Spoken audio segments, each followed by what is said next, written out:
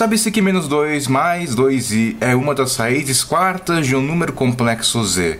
Então, no plano de Argand-Gauss, a área do triângulo cujos vértices são as raízes cúbicas de z é igual a... Ele coloca as alternativas aqui, então, depois da vinheta. Antes da vinheta, só queria dar uns recadinhos, galera. A vinheta, ela serve para você pensar. Nossa, mas eu vou pensar toda essa questão em 10 segundos? Não, claro que não. Você vai dar uma pausa no vídeo agora. Você vai pausar o vídeo agora, pronto? Então, agora que você leu o enunciado, pensou na questão, né? E antes de você ver a resolução, galera, você precisa pensar na questão, tá, galera? Esse é o nosso combinado. Então, depois da vinheta, resolução.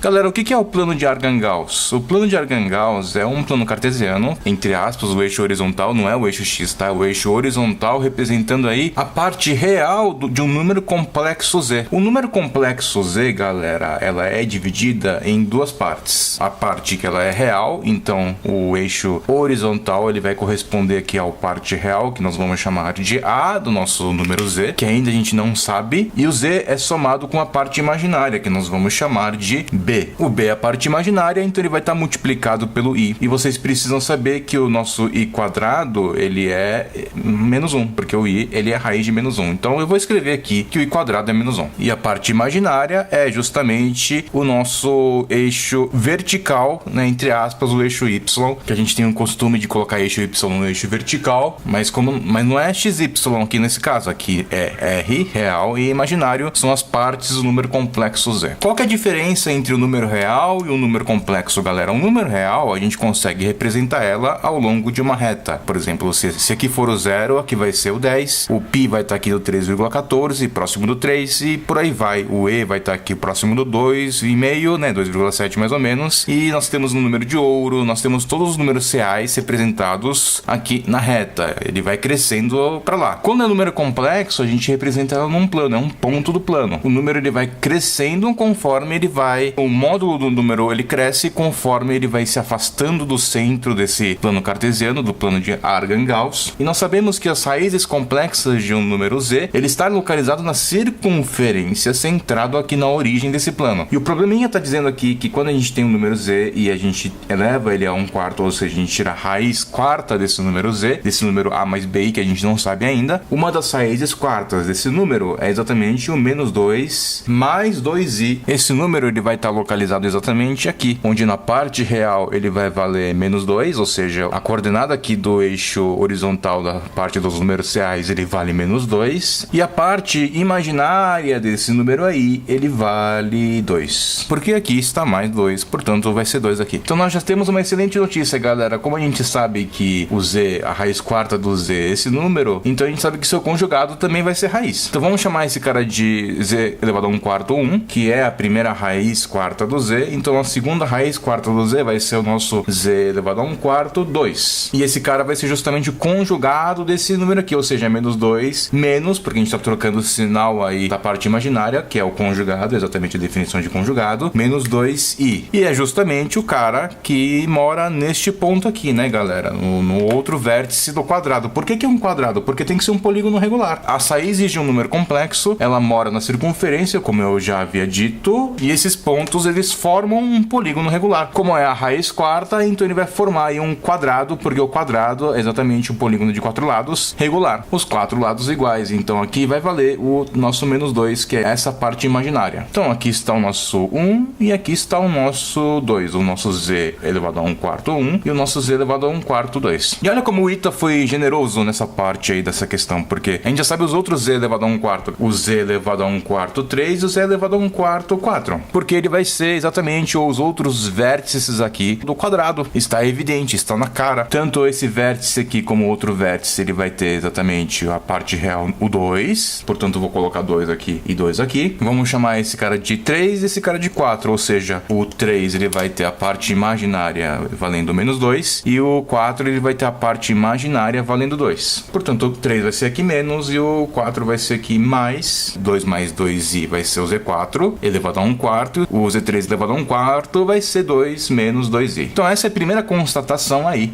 do problema.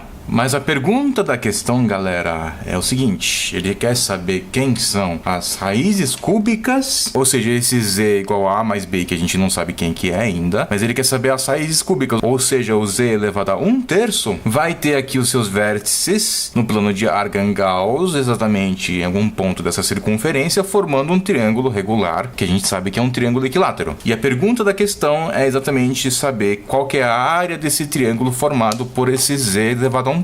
Então, para isso, galera, eu tô pensando aqui, eu acho que não precisa a gente exatamente pontuar onde está esse z elevado a 1/3 nesse plano aqui. Eventualmente, se a gente descobrir qual que é o raio desse cara, a gente consegue saber que qualquer triângulo que tiver aqui dentro, qualquer triângulo equilátero que tiver aqui dentro vai ter a mesma área, considerando aí a distância do centro até o vértice, que é equivalente a 2/3 da altura desse triângulo equilátero. Mas como a gente faz para determinar o módulo desse cara aqui? Primeiro, nós vamos tentar calcular o módulo do z elevado a 1/4. O módulo do z elevado a 1/4 é exatamente a distância da origem até um dos seus vértices, onde está localizado um desses 4 números, e a gente sabe que essa distância ela é igual para todo mundo, porque o módulo é igual para todo mundo, tem que ser, mesmo porque esses números estão localizados numa circunferência, e a circunferência, por definição, ela mantém constante essa distância até o centro. Ora, tô vendo aqui um triângulo retângulo, e a gente sabe que esse triângulo retângulo é um triângulo retângulo isósceles, de lado 2 e 2. Portanto, esse sujeitinho aqui, ele vale 2 raiz de 2. E ele é exatamente o módulo, por exemplo, do z elevado a 1/4, 4. Mas a gente sabe que z elevado a 1/4 quarto, o módulo dele, ele também é igual tanto do 3, tanto do 2, quanto do 1. Ótimo, então nós sabemos o módulo de z elevado a 1/4 e ele vale 2 raiz de 2. Olha só que legal, a gente sabe quanto vale exatamente o módulo de z. O módulo de z é só elevar aqui todo mundo a 4. O módulo de z elevado a 1/4 elevado a 4 é exatamente o módulo de z. Isso vai ser 2 raiz de 2 elevado a 4. 2 raiz de 2 a gente sabe que é o nosso raiz de 8. E raiz de 8 elevado a 4 vai ser exatamente 8 vezes 8, que é 64. Portanto, o módulo de z vale 64. Ora, essa questão está saindo mais rápido do que eu imaginei. Porque se a gente sabe que o módulo de z é 64, então para saber o módulo da raiz cúbica de z, é só pegar esse cara e tirar a sua raiz cúbica. Em outras palavras, a gente pode pegar esse módulo de z e elevado a 1/3 aqui dos dois lados da expressão. Portanto, o módulo de z elevado a 1/3 é exatamente o módulo de 1/3, e isso vai ser exatamente a raiz cúbica de 64. E quanto é a raiz cúbica de 64? 64, a gente sabe que é 2 elevado a sexta. 2 elevado a sexta elevado a 1/3, 1/3 ele vai multiplicar com 6, vai ficar 2, então vai ficar 2 ao quadrado. Então a gente sabe que o módulo da raiz cúbica de z, e a gente não sabe quem é a raiz cúbica, mas a gente sabe que pelo menos a circunferência que contém os pontos aqui do módulo de z elevado a 1/3, ele vale 4. Nós descobrimos o raio dessa circunferência, galera. Então virou um exercício de geometria, galera, porque se o raio vale 4, então eu vou fazer o seguinte, galera, eu vou desenhar aqui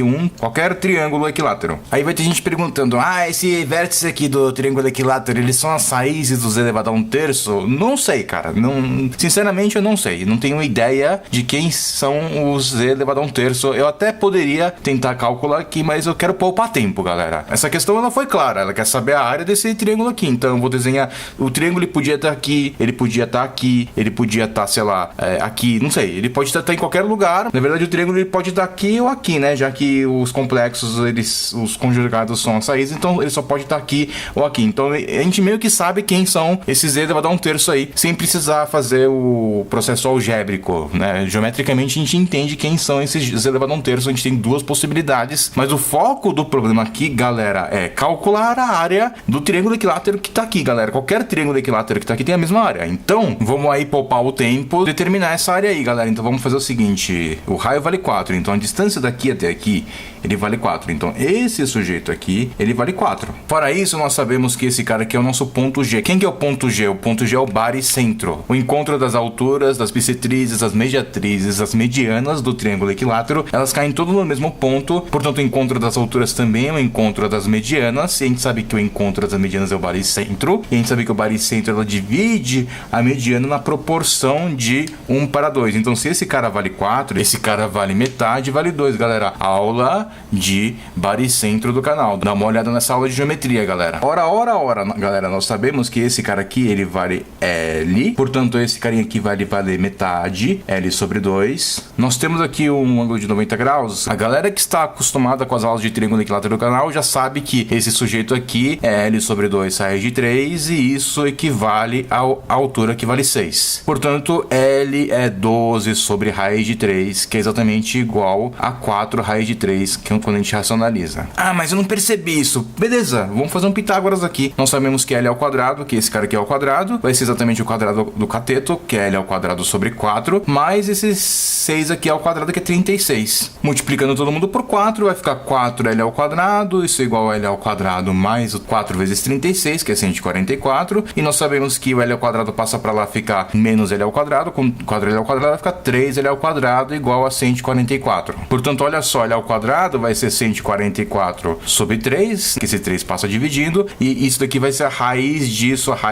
vai ser raiz de 144, que é 12 sobre a raiz de 3, que é exatamente esse cara aqui. Todo mundo do canal já tá careca de saber que a altura é metade do lado raiz de 3, aula de triângulo equilátero do canal. Esse macete, ele sai rapidinho do Pitágoras, na hora da prova você nem vai fazer o Pitágoras, você vai fazer direto. Então esse problema aí, 42, já está quase no fim, galera. Por quê? Porque a gente sabe que a área vai ser exatamente a base vezes a altura sobre 2, tudo bem, é equilátero, pode usar a forma L ao quadrado, a raiz de 3 sobre 4, mas eu vou usar a nossa tradicional base vezes a altura sobre 2 mesmo, porque a gente sabe que a base, vamos considerar esse L aqui, porque é L, porque é exatamente L sobre 2 mais L sobre 2 que dá L, que é exatamente 4 raiz de 3 que a gente calculou ali, vai ser a nossa base, vezes a altura vale 6. Tudo isso dividido por 2 é igual a nossa área, galera. Então o que a gente pode fazer aqui? A gente pode brincar de simplificar, né? Vamos pegar esse 4, simplifica com esse 2, fica 2 aqui, portanto vai ficar 2 vezes 6, 12 raiz de 3 é a área, portanto, desse triângulo equilátero. 12 raiz de 3 é o que está exatamente aqui na alternativa E, aí da questão 42 da primeira fase do ITA 2019. É uma questão de números complexos, eu confesso que eu mesmo fiquei meio assustado aí no começo da leitura da questão, assustado no sentido de que, poxa, vou ter que fazer muito trabalho, vai ter muito trabalho essa questão, é uma questão de números complexos, provavelmente vou ter que calcular o Z para determinar primeiro o Z, né? Dado que a gente tem esses valores aqui, que relativamente ela vai sair mais tranquilo, por causa do plano de Argand-Gauss, porque ele garantiu que esse daqui são as raízes quartas, mas depois eu constatei que exatamente o triângulo ele também vai estar no plano e esse triângulo ele vai ter a mesma área, qualquer que seja a posição dela. A gente sabe que só tem duas opções de posição aqui para o número complexo, para que seja a raiz cúbica desse A mais BI, mas nem isso interessa, tá, galera? Eu desenhei aqui um triângulo que não corresponde ao Z elevado a 1/3, mas que tem a mesma área do triângulo formado por Z elevado a 1/3. Então virou uma questão de geometria, uma questão de triângulo equilátero, tava disfarçada essa questão de geometria, fiquei muito feliz, porque como vocês sabem, eu gosto muito de geometria, mas obviamente a questão é geométrico mesmo, porque ele falou de plano de Argand-Gauss, então no mínimo era geometria analítica, mas nem isso a gente usou, porque se fosse analiticamente fazendo, a gente poderia ter determinado as coordenadas aqui para determinar o determinante, então quem fez desse jeito também tá certo, mas a sacada geométrica ela sai muito mais rápido. Uma questão relativamente tranquila para quem botou a mão na massa, quem deu o primeiro passo vai conseguir chegar no resultado final, assim, relativamente tranquilo, tá, galera? Então, por favor, inscreva-se no nosso canal, curta a nossa página, curta esse vídeo,